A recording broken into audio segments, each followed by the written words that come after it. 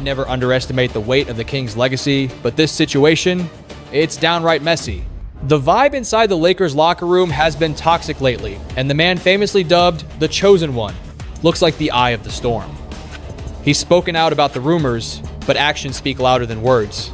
He claims the headlines don't bother him, but things hit a boiling point when head coach JJ Redick reportedly tried to wave him off. LeBron's reaction? It might just be the ultimate sign of disrespect toward a shot caller. In this video, we are dissecting every angle of this sideline drama. But first, smash that like button and subscribe for more hoops controversy. Let's rewind to December 1st, 2025. The Phoenix Suns rolled into Crypto.com Arena to face a Lakers squad that was absolutely cooking on a 7-game winning streak. The basketball was beautiful, the chemistry looked solid, and the buzz in Los Angeles was electric. Fans were already dreaming of another championship banner. But then came the third quarter, and the wheels completely fell off. LA found themselves in a deep hole, trailing 94-73. The Suns controlled the tempo from the jump, crushing the Lakers by double digits in back-to-back quarters. Phoenix was moving the rock like a machine, racking up 27 assists on 39 buckets. Meanwhile, the home team looked totally lost and overwhelmed. With under a minute left in the third, Redick screened from the sideline, trying to run a set called brewing. Luka Dončić was bringing the ball up, but Redick needed James to get into position. The response?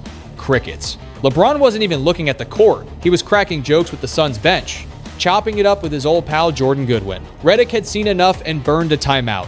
The broadcast picked it up perfectly. The lenses zoomed in on Redick, shaking his head, looking absolutely sick of the antics. Yet, James kept the chat going well after the whistle blew. He stayed with the opposition, exchanging laughs, before finally dragging himself over to his own huddle.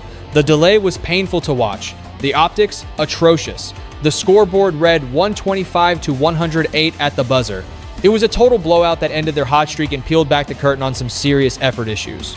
Dillon Brooks was a flamethrower for Phoenix, dropping 33 points and looking unguardable. Colin Gillespie came out of nowhere off the bench with a career-best 28 points, draining 10 of 19 shots and 8 of 14 from deep. The Suns improved to a record of 13-9 with a massive statement win on the road.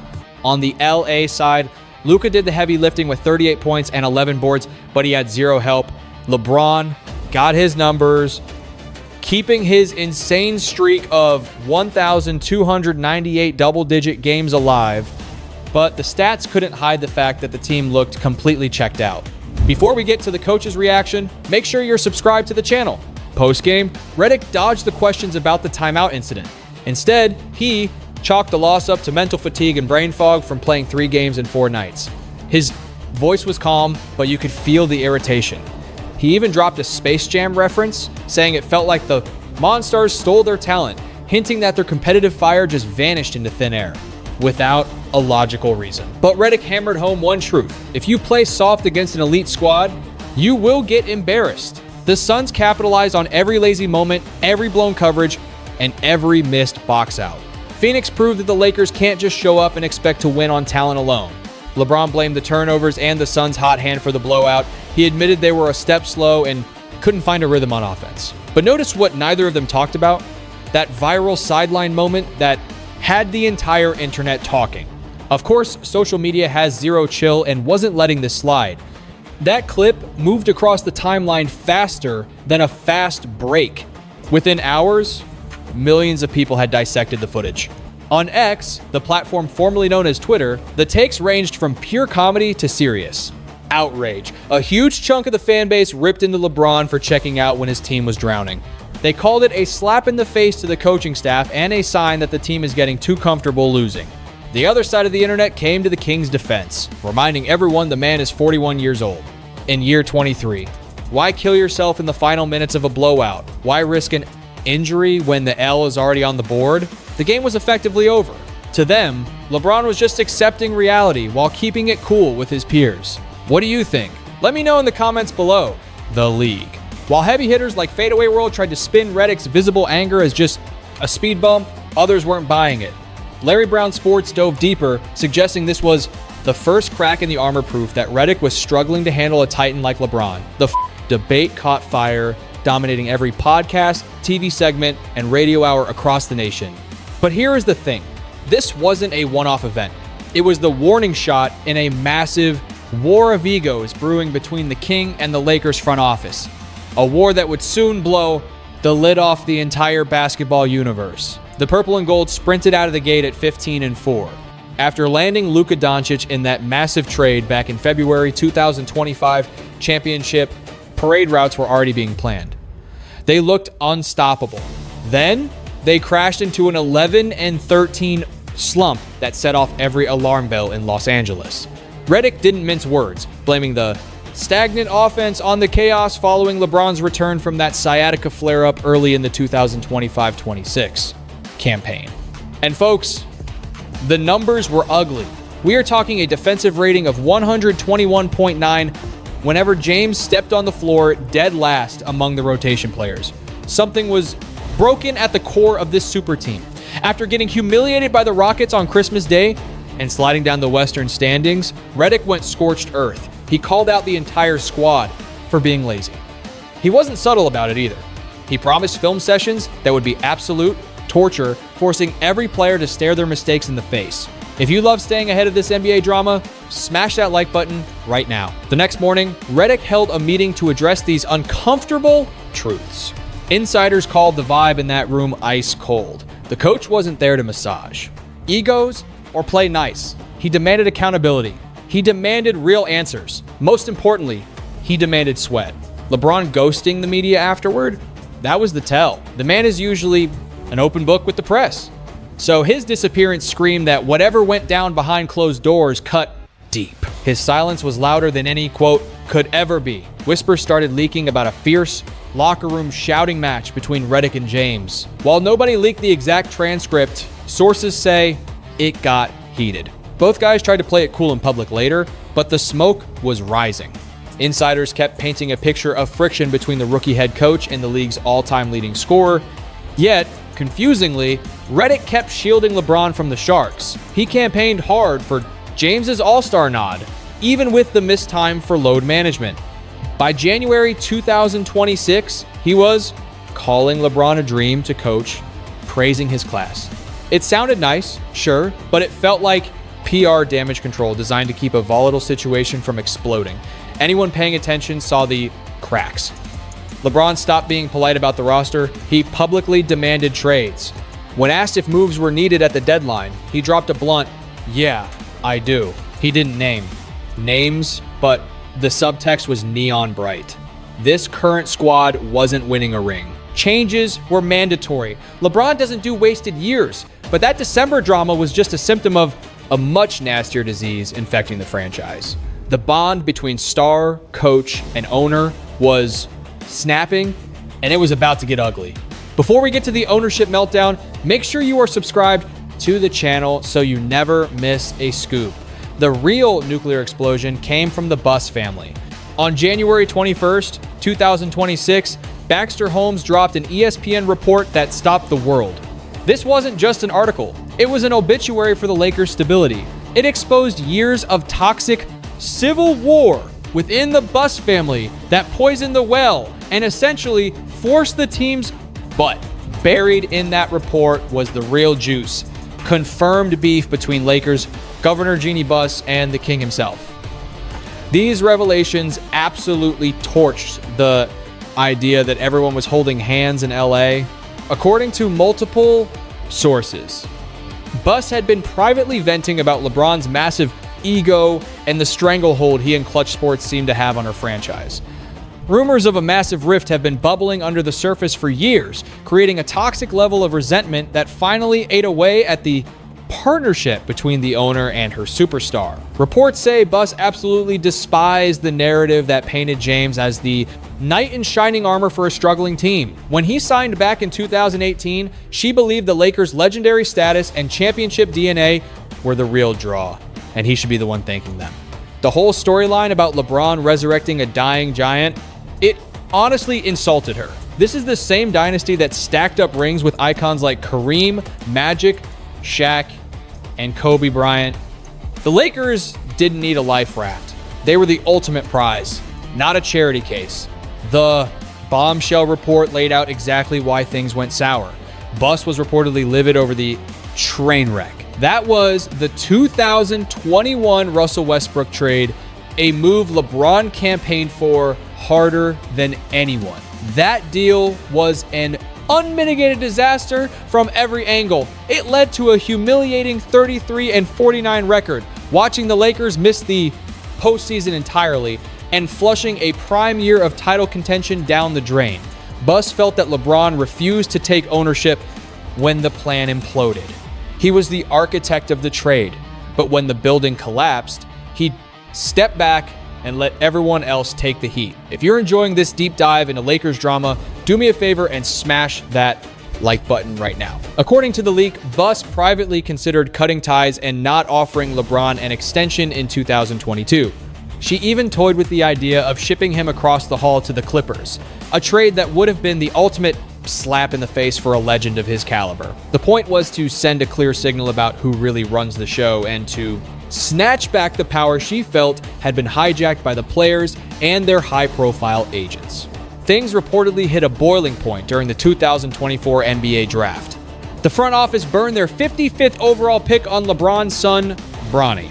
Let's be real, Bronny's numbers at USC didn't scream NBA ready. We are talking about averages of only 4.8 points, 2.8 boards, and 2.1 assists, all during a freshman year, rocked by that scary cardiac scare the summer before. Drafting him was obviously a loyalty play, a nod to everything James brought to the city, and a move designed to keep the king happy. Buss viewed that draft pick as a massive favor that required some appreciation. But sources tell ESPN she felt LeBron just brushed it off, showing zero gratitude for the strings the organization pulled for his bloodline. That lack of a simple thank you cut her deep. She bent over backward to make his dream come true, and he gave her the cold shoulder in return. Yet, despite all the bad blood simmering behind the scenes, Buss bit the bullet and handed LeBron a 2-year, $104 million extension in July 2024. She reportedly agreed to a no-trade clause with a heavy sigh rather than a smile. That clause handed the keys to the kingdom right back to James. He can't be touched unless he says so. The leverage swung completely back to the superstar. I'm with the report on this one. When you're talking about a personality as big as LeBron and a brand like the Los Angeles Lakers, sparks are gonna fly. I bet he's been a total headache for management more than once. But this ESPN story on LeBron dropped right in the middle of an even crazier saga about the Buss family's internal war.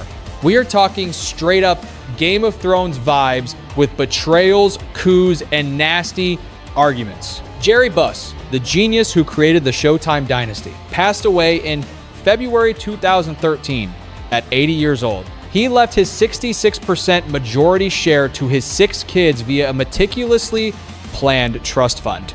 The goal was to keep the purple and gold in the family for decades, but the plan failed miserably. The siblings started clawing at each other almost the second Jerry was gone. By 2017, it was all-out war. Jeannie's brothers, Jim and Johnny, tried to stage a boardroom takeover to kick her out of the driver's seat. They tried to elect a new board of directors that left Jeannie out in the cold, aiming to strip her of her power and title. But Jeannie didn't back down. She fought back. Hard. She sued her own brothers and got a restraining order to save her job. She won that ugly court battle, but it aired all the family's dirty laundry for the world to see. And the tension didn't stop after the gavel dropped. In 2019, during a heated argument with her younger brother Jesse, Jeannie allegedly dropped a nuclear insult that showed just how deep the hate ran, telling him, "You should have never been born." This was a dark dig at Jerry Buss's choice to have, breaking a solemn vow to his first wife Joanne that he was done having kids, only to start a whole new branch of the family tree later on. That move cut deep, sparking a feud that turned personal and downright nasty. By the time June 2025 rolled around, the bridge wasn't just burned, it was incinerated. The family unanimously agreed to offload a massive chunk of the Lakers to billionaire Mark Walter, the guy already in the mix with Guggenheim Partners for a record-shattering $10 billion valuation. We are talking about the biggest price tag ever slapped on a pro sports team in history. When the dust settled, every sibling walked away with roughly $500 million tax-free. But here is the kicker.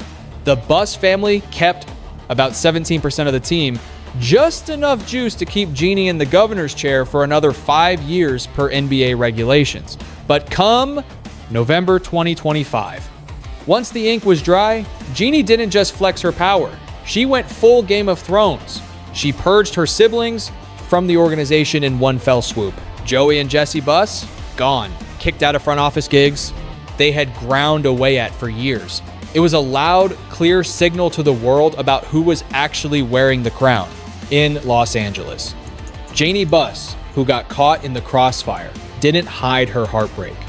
She went on record saying she felt completely hollowed out, comparing herself to a piece of trash paper crumpled up and tossed aside. The pain in her voice was undeniable. I don't think my dad would be happy with how this went down, she admitted. Jerry Buss always had this vision of his. Kids running the empire together, keeping the legacy alive. That dream officially died the moment the sale went through and the pink slips started flying. Now, before we get to how King James fits into this mess, smash that like button if you love deep dive Lakers coverage. This toxic backdrop was exactly where LeBron James found himself, something Jeanie would later look back on with regret. The explosive story about friction between her and Bron dropped right in the middle of family backstabbing, billion-dollar payouts, and total organizational chaos. Suddenly, LeBron was just a supporting actor in a massive, dysfunctional family soap opera, but let's be real, anything involving the king demands the spotlight. Just hours after that ESPN bomb dropped, Jeanie Buss went into damage control mode, issuing a statement to The Athletic to try and stop the bleeding. She clapped back hard against the narrative that there was beef between her and her superstar. It is honestly not right, she argued, considering everything LeBron has done for this franchise, that he gets dragged into my family's dirty laundry. She insisted that claims of him being underappreciated were total nonsense and unfair. Her statement was calculated, precise, and diplomatic. Notice she praised Bron's impact without explicitly denying the gritty details of the ESPN reports. She even updated her Instagram profile picture to a shot of her hugging LeBron after their 2020 title run. It was a symbolic power move, either a sign of genuine respect or just an aggressive PR play to keep the ship from sinking. Now, let's talk about how the man himself responded to the media circus. Don't forget to subscribe to the channel for more updates. LeBron James finally addressed that bombshell ESPN report after the Lakers took a tough one. 112-104 loss against the Clippers on January 22nd, 2026. He wasn't emotional, he was cold and dismissive. You could tell he had his shield up, he knew exactly what he wanted to say, speaking with the calm confidence of a legend who has survived decades of headline scrutiny. Quite frankly, I don't really care about articles, he said. I really don't. I don't care about stories.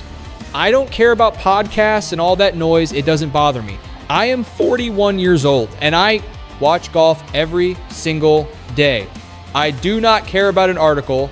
LeBron kept his cool, choosing his words wisely. I don't care how somebody feels about me. If you know me personally, you know what I am about. The guys in this locker room know what I am about, and that is the only thing that matters. The message was loud and clear. Outside noise has zero effect on his mental state. He wasn't going to let anonymous sources or wild speculation break his focus or his vibe.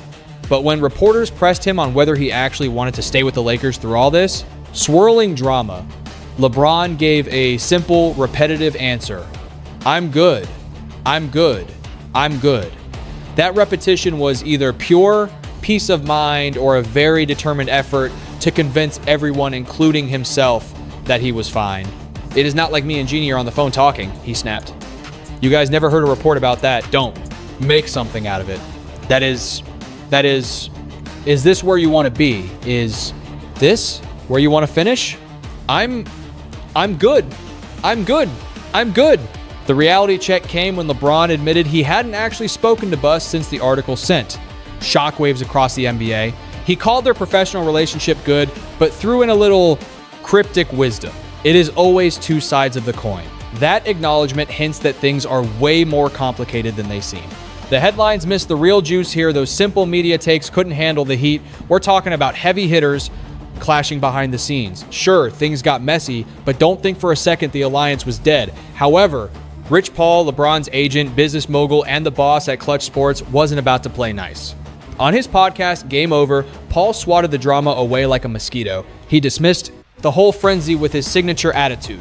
They write a new story every day, he said. Who cares? You don't know what's real. Before we dive deeper, make sure to like and subscribe for more Lakers updates. Paul's vibe was all about blocking out the noise. He believes not every rumor deserves your energy. Not every shot taken needs a shield raised. Sometimes, the ultimate power move is silence, or in this instance, a blunt shutdown, that prove just how little the gossip matters to the guys running the show. Of course, the media went absolutely ballistic over the leaks and the clapbacks. You had talk shows dedicating entire hours to picking apart every single word. Podcasts were dropping emergency episodes left and right. Social media turned into a war zone of hot takes. Then, the heavyweight Stephen A. Smith stepped into the ring on ESPN's First Take. He delivered a fiery defense of the king, but he didn't give him a total pass, calling him out on one specific point. However, Smith insisted the article missed the biggest truth of all. LeBron James was worth every penny. And folks, that is the reality we have to accept. The Lakers were in the wilderness. Fans were praying for a savior to come to Tinseltown. Smith shouted that the franchise was totally irrelevant before LeBron landed. They suffered through 7 of the darkest years in their history, missing the playoffs from 2014 to 2019. The purple and gold were a league-wide joke. They were only must-watch TV if you liked seeing a train wreck live. If you're enjoying this breakdown, smash that like button. Smith gave LeBron full credit for that 2020 ring and his insane stats at age 41, where he's still dropping over 20 points a night in his 23rd season. He also defended Clutch Sports, saying their power moves are just standard business. Any agent worth their salt would do the exact same thing to protect their client. Then, Lakers head coach JJ Redick entered the chat to shield his superstar from the avalanche of hate. Redick has been dodging rumors about his relationship with the veteran icon for months, and he used this moment to shut it all down. He called the backlash completely unfair, pointing to James's elite dedication. I don't take the LeBron stuff for granted, he said. It's actually unfortunate. He went off script for a second, highlighting how wild it is that a guy who pours his soul into the game gets treated this way. He made it clear. The way people talk about him is just crazy. Redick didn't hide his frustration with the critics coming for the king. He mocked them, saying, "Oh, you have to rip him on TV? You have to overanalyze his pregame warmups?"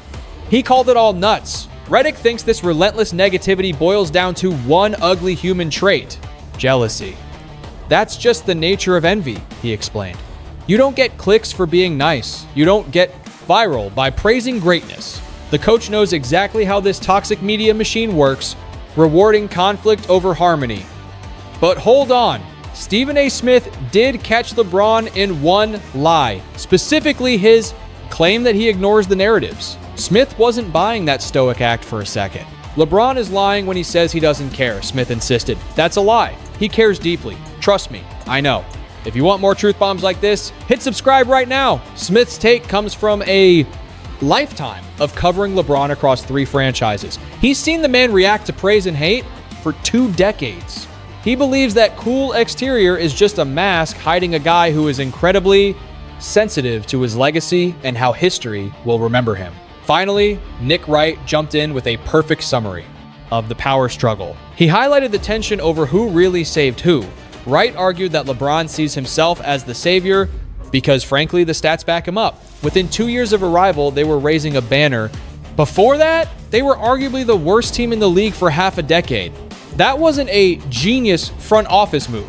That was a floundering ship saved by LeBron James simply deciding to move to LA, not by Rob Pelinka or Jeanie Buss showing him a fancy PowerPoint. Wright's point cut straight to the ego. Let's be real. LeBron James viewed himself as the savior of Los Angeles because, quite frankly, the receipts back him up. Before the King touchdown at LAX, the Lakers were a lottery team. Flash forward, and they were popping champagne. The impact isn't debatable, it is a fact. But now, things are getting spicy.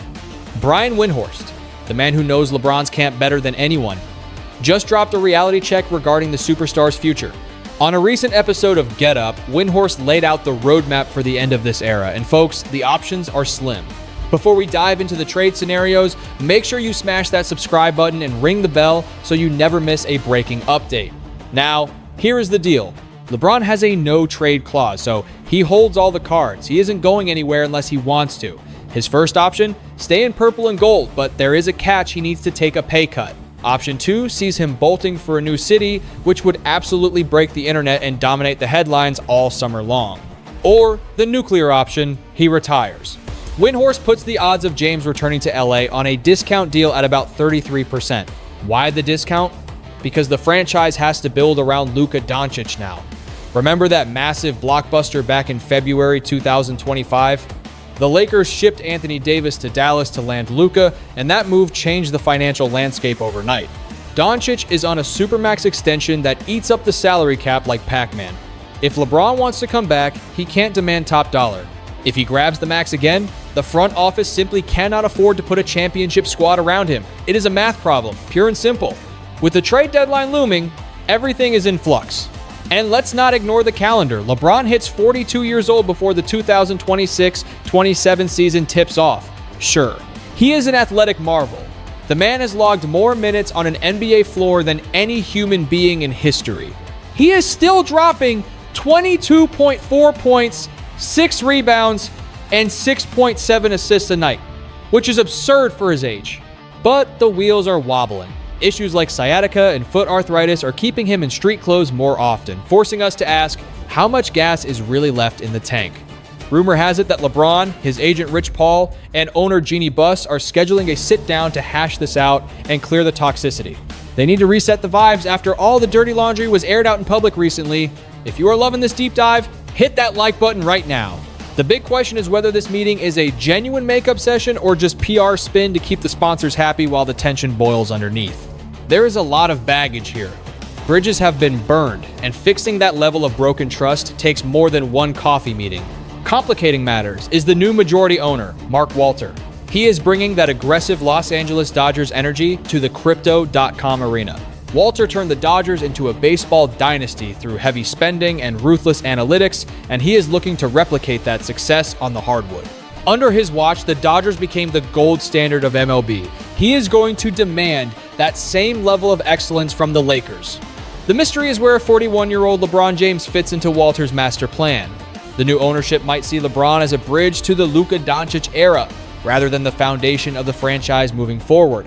Paying a massive salary to an aging star with health issues might not vibe with an owner obsessed with long-term dominance rather than nostalgia tours. But let's kill one rumor immediately. LeBron James was never waived. That narrative is absolute trash. No coach in their right mind tried to cut him. With his no-trade clause and GOAT status, the very idea is laughable. The title of this video might have teased humiliation, but what actually went down wasn't a public shaming, it was just messy, high-stakes drama. We saw years of private frustration spill out into the open. Anonymous leaks, angry sources, the media ate it up. LeBron, as always, played it cool. He brushed it off with that classic indifference, trying to make the storm look like a light drizzle. Is he actually unbothered, or is that just an Oscar-worthy performance? Only the king knows for sure. But look, over 23 years and 4 teams, this guy has lived in the eye of the hurricane. Remember the decision in 2010? He was public enemy number 1. He knows how to handle the heat. He had to swallow his pride to go back to Cleveland and beg for forgiveness. Then he had to win over a skeptical LA crowd in 2018. Every move he makes is dissected under a microscope. Every tweet, every pass, every grimace is analyzed by millions. Yet, through all the noise, he has delivered 4 rings for 3 different cities. He shattered Kareem's scoring record, a number we thought would stand until the end of time. He has outlasted every critic who said he was washed up 5 years ago. This current drama, it will blow over. We will forget about it as soon as the next big story drops. LeBron is going to keep lacing them up until his body completely shuts down or he decides he has had enough. And when that day finally comes, the debates won't stop. We will still be arguing about his ego, his choices, and his legacy forever. But until then, we are just witnesses to the final chapters of the greatest show in sports. What do you think? Does LeBron retire a Laker? Drop your predictions in the comments below. Thanks for watching. And don't forget to subscribe for more unfiltered NBA coverage. See you in the next one. Regarding his permanent seat in the basketball pantheon, the arguments surrounding a giant like LeBron James never truly fade away. They just shapeshift as the years roll by, giving us a fresh angle. At this moment, James is still wearing purple and gold. JJ Redick is still the man with the clipboard, and Jeanie Buss is signing the checks. The Dončić age has tipped off, while the LeBron timeline is nearing its final buzzer. The road ahead is foggy, but if the record books tell us anything, it is that the King will find a way to blow past projections, quiet the noise, and ink another impossible page in his Hall of Fame story. He is inevitable. If you enjoyed this deep dive, do not forget to smash that like button and subscribe for more daily hoops content. That is a wrap for now. Tap the suggested clips on your